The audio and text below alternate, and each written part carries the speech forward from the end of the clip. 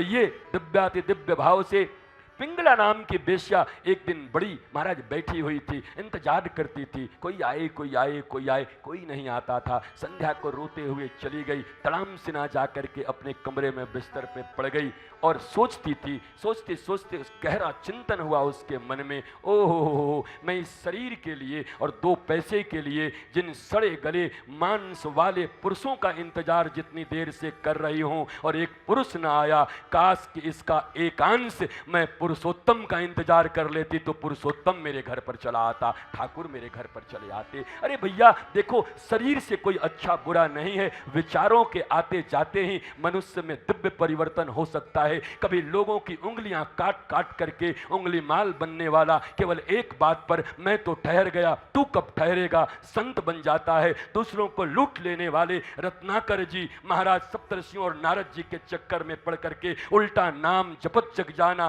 वाल्मीकि भय ब्रह्म समाना, एक पल में विचार बदल गया। व्यक्ति खराब नहीं होता, व्यक्ति के भीतर विचारों का परिवर्तन आध्यात्मिक ज्ञान से किया जा सकता है। और ये जो व्यासपीठ है वो इसी का स्रोत है, उसी का साधन है। यहां से निकले एक एक सूत्र व्यक्ति के भीतर में उन दुर्विचारों को, कुविचारों को हटाकर उसके विषय में सद्विचार और सुंदर विचार भर देते हैं। व्यक्ति देखते देखते ही दत्तात्रेय के चरणों में वो पिंगला समा जाती है। कहां तो बेस्या थी और दुनिया की सबसे बड़ी भक्ता 1 मिनट में बन गई। जैसे ही पुरुषोत्तम का महाराज उसके भीतर में भाव आ गया। भाव परिवर्तन का खेल है, भाव और अभाव का खेल है। जीवन में अभाव है तो तरसते रहोगे और कृष्ण का भाव है तो फिर तुमसे बड़ा कौन है। अभाव में लोग रो रहे हैं और बलदाऊ और कृष्ण के भाव में बैठे हुए कल्याण देवाचार्य के वंशज जय जयकार करके रबड़ी खा करके और आनंद के साथ बलदेव में रह रहे हैं।